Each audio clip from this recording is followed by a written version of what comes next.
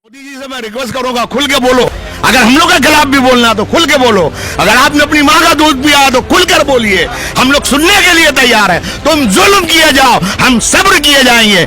हम लोग यजीद की यजीदियत देख रहे हैं, एक दिन आएगा हुसैन की हुसैनियत देखेगा। मालूम ये होता है ये दौरे तबाही है, शीशे की अदालत है और पत्थर की गवाही है। दुनिया में कहीं ऐसी तफसील नहीं मिलती, कातिल ही मुहाफिज है और कातिल ही सिपाही है। मालूम ये होता है ये दौरे तबाही है। अदालत जो फैसला सुनहार जैसे लोग होना चाहिए।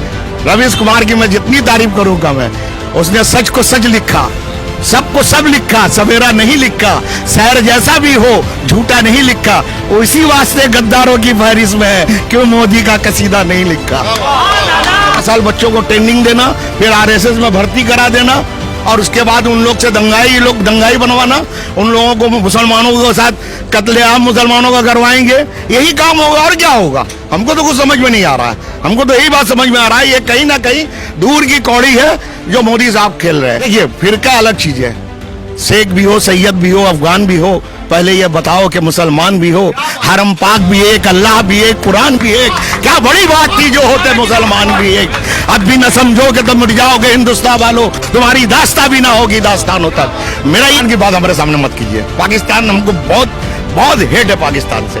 जिन लोगों ने पाकिस्तान बनाया उनको पाकिस्तान मुबारक हो। हम हिंदुस्तान के रहने वाले हैं, हम लोग गरीब नवाज के चाहने वाले हैं और जब तक जिंदा रहेंगे हम लोग हिंदुस्तान में रहेंगे। हिंदुस्तान से हम लोग को कोई बाहर नहीं कर सकता, कोई निकाल नहीं सकता। ये धरती हमारी है, इस धरती में जिएंगे और इस धरती में मरेंगे और इसी धरती में हमने जन्म लिया है, इसी में एक दिन मिलके जाना है। और हम लोग आपस में लड़ रहे हैं, ठीक है, ये वक्त ही है, ये खत्म होगा। परिवर्तन आता है, इसी तरह इसमें भी परिवर्तन आएगा। परिवर्तन को कोई रोक नहीं सकता। जुल्म फिर जुल्म है, बढ़ता है तो मिट जाएगा। खून फिर खून है, गिरेगा तो जम जाएगा। एक ना एक दिन ही परिवर्तन आएगा। आप देखिएगा, जुल्म जालिम का एक दिन खात्मा होगा, जरूर होगा। लोग डरे हुए हैं, डराए किससे? द इंडियन खबर, सच आपके सामने।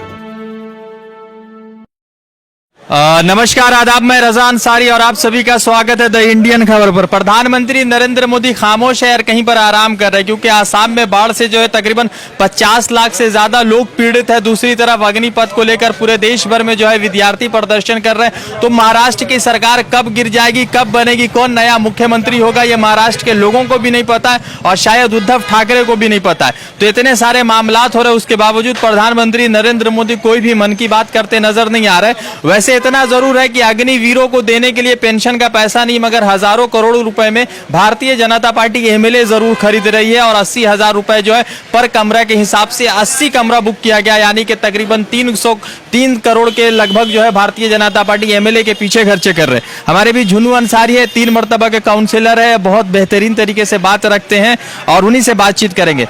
तो चचा, सबसे पहले ये कि इतना पैसा कहाँ से आ रहा है जो 3 करोड़ मतलब होटल को दिया जा रहा है? कभी किसकी सरकार बन जाएगी तो फिर ये सिस्टम खत्म कर देना चाहिए, मतलब डिक्टेटरशिप घोषित कर देना चाहिए भारत। सबसे पहले हिंदुस्तान में जमहूरियत खत्म हो चुका है।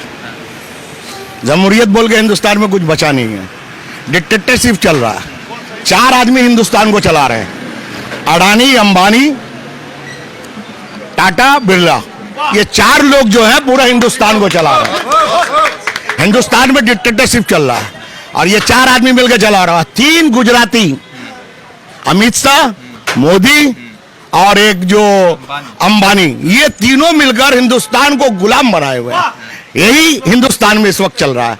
हमारा ख्याल है कि हिंदुस्तान को इन लोगों ने अपने हाथ में कब्जा कर लिया है। अब इनको कुछ मिलता नहीं है, कभी हिंदू, कभी मुसलमान, कभी सिख, कभी ईसाई, इसी तरह से हम लोग को उलझा के रखे हुए हैं। कितनी गरीबी है, कितनी महंगाई है, इसके बारे में हिंदुस्तान में कोई बात करने के लिए तैयार नहीं।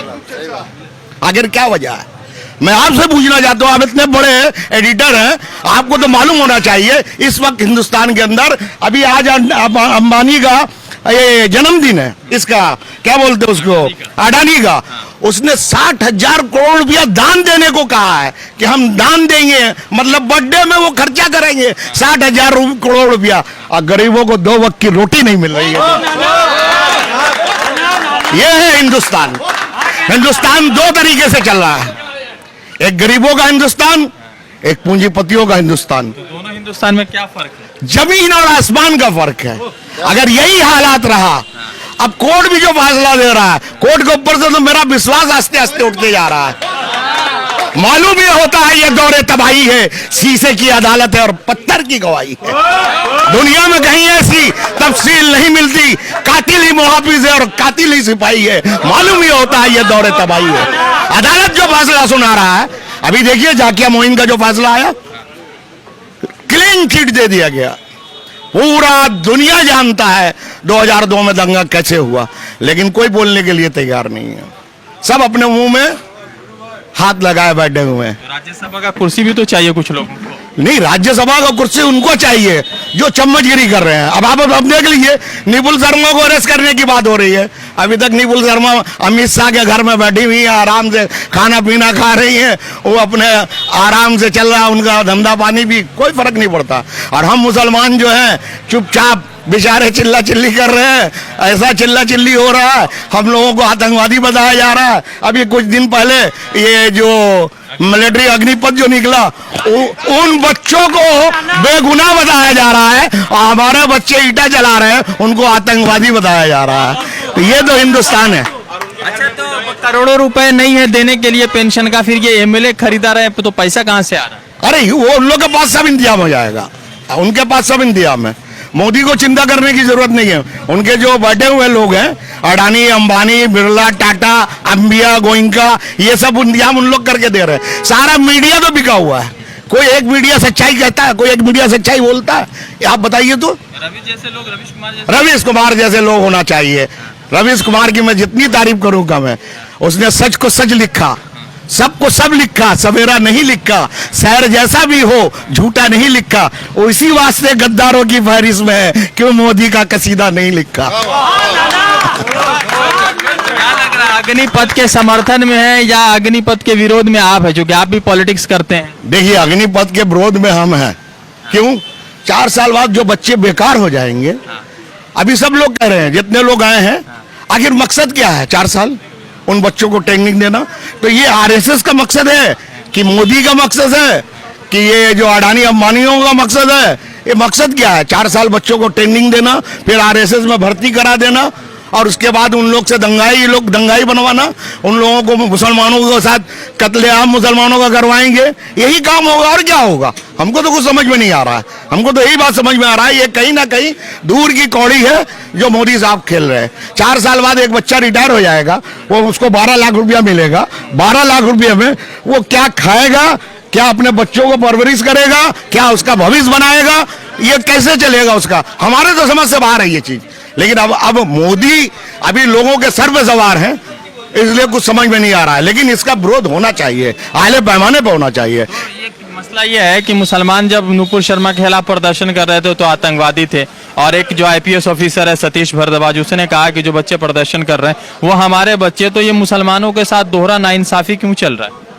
देखिए, एक बात आपको बता दे रहे हैं। आपको पहले मैंने कहा ना, हिंदुस्तान 2 तरीके से चल रहा है। मुसलमानों के लिए कानून अलग है, उनके लिए कानून अलग है। उनके बच्चे जो भी कर दें, अगर यही काम मुसलमान अगर ट्रेन चलाए होते तो इनको डायरेक्ट पाकिस्तान से जोड़ दिया जाता। और मेरा ख्याल है एक बच्चा तो शहीद हो गया, आपने देखा रांची के अंदर, मुदस्सिर का, उसने खाली एक नारा लगाया था, इस्लाम जिंदाबाद। उसका गुनाह क्या था? उसका कसूर क्या था? उसको इसी वजह से गोली मार दिया गया कि इस्लाम जिंदाबाद। इस्लाम कल भी जिंदाबाद था, आज भी जिंदाबाद है, और जब तक दुनिया रहेगी इस्लाम जिंदाबाद रहेगा। दुनिया की कोई ताकत उसको नहीं रोक सकती।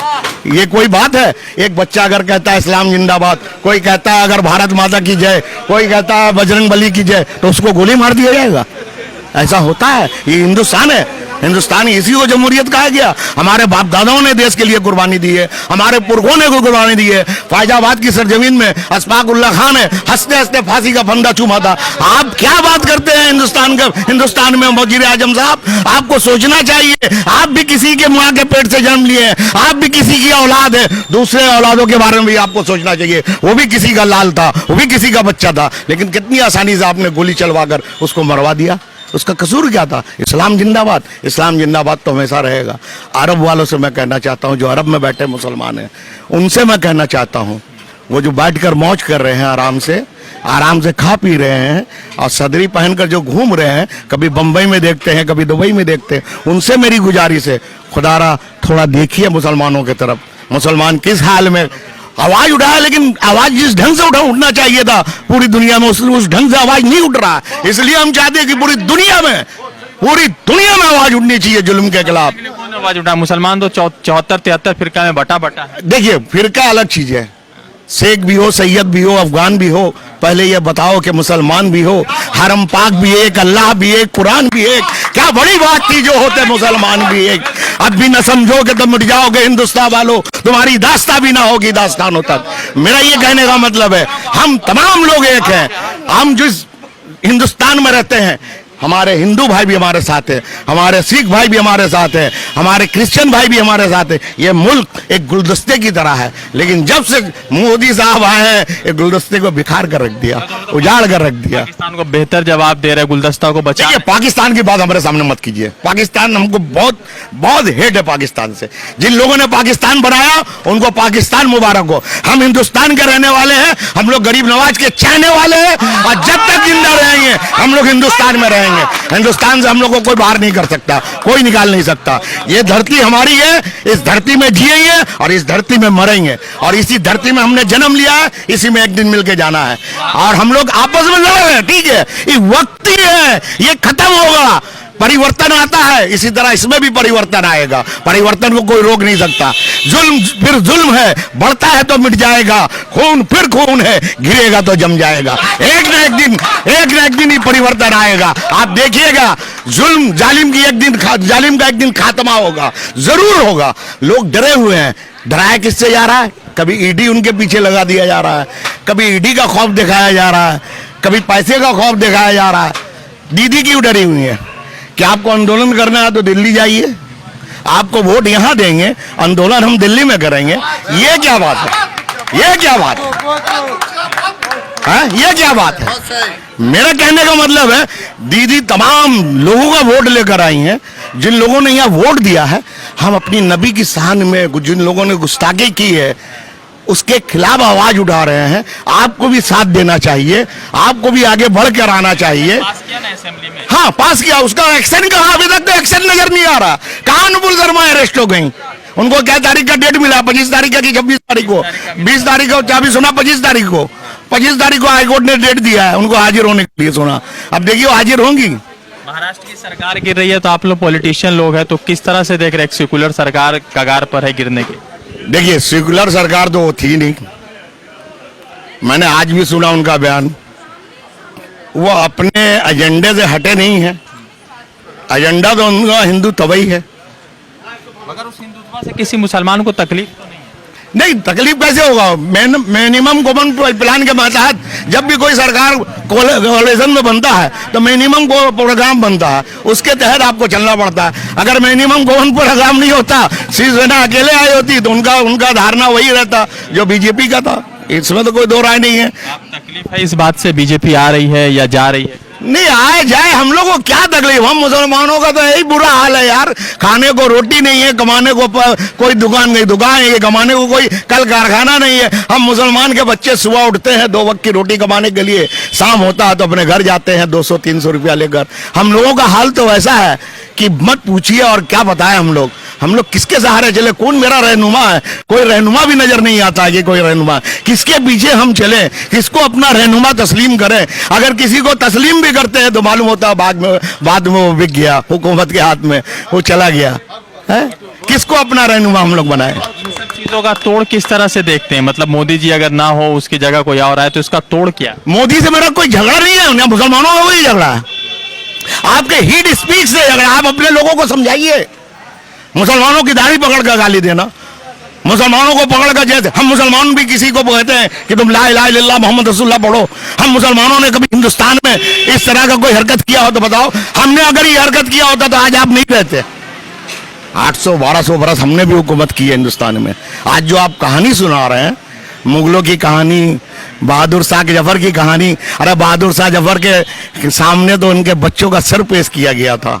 जब उन्होंने नाश्ता के लिए दरख्वास्त किया था अंग्रेजों को, तो अंग्रेजों ने अपने उस थाली में सजाकर बहादुर शाह जफर के सामने उनके बच्चों का सर पेश किया था। ये कुर्बानी है हमारी। और आप बोलते हैं हम गद्दार हैं, हम वफादार नहीं। हम वफादार नहीं, आप भी तो दिलदार नहीं। आप भूल गए हैं? ये कोई बात है? आप इल्जाम लगाते हैं, मुगलों की कहानी सुनाते हैं। मुगलों ने लाल किला दिया, मुगलों ने ताजमहल दिया। आज आप जिस पार्लियामेंट में बैठे हुए हैं वो भी अंग्रेजों का दिया हुआ है। अंग्रेजों से तो आप गले लगकर मिलते हैं, भूल जाते हैं जलियांवाला बाग को, जहां अंग्रेजों ने छलनी कर दिया था, छलनी कर दिया था। आज अंग्रेजों को गले लगाते हैं और मुसलमानों को गाली देते हैं। कैसी राजनीति है, हमारी समझ में नहीं आता है। और पाकिस्तान, हिंदुस्तान के मुसलमान अगर पाकिस्तान बनाना चाहते तो आज जो 22 करोड़ मुसलमान यहाँ रुके हुए थे, एक भी मुसलमान यहाँ नहीं रुकता। इससे जाहिर हुआ कि मुसलमानों ने हिंदुस्तान को, हम लोग बाई चॉइस यहाँ है, ये मेरा वतन है, हम अपने वतन को छोड़ना नहीं चाहा। नहीं तो हमारे पास जाने का मौका था, हम जा सकते थे, लेकिन हम जाने को नहीं सोचा। हम लोगों ने इसलिए नहीं सोचा कि हम अगर जाएंगे तो मेरे गरीब नवाज का मजार वीरान हो जाएगा, हम अगर जाएंगे तो यहाँ की मस्जिदें वीरान हो जाएंगी। तो मुसलमानों ने, तमाम लोगों ने मिलकर, हमारे जो उस वक्त के रहनुमा जिनके पीछे हम लोग चलते थे, मौलाना अबुल कलाम आजाद ने बड़ी मस्जिद से खड़े होकर नारा दिया था कि तुम इन चौखटों को छोड़कर जाना चाह रहे हो, ये मस्जिदें वीरान हो जाएंगी। तमाम मुसलमानों ने उनकी बात पर लब्बैक कहा और आज जो मुसलमान यहाँ पर है वो गरीब नवाज के फजलो करम से यहाँ रुक गए कि हम गरीब नवाज का चौखट छोड़कर हम लोग कहीं नहीं जा सकते।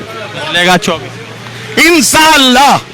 मैं आपको फिर कह रहा हूं, रास्ता अल्लाह निकालेगा, हमारे और आपके बस में नहीं। मोदी से हमको कोई जलन या हेड वाली बात हम नहीं करते। मोदी को खुद समझा, वो बोलता कुछ नहीं है, वो चुप रहता है।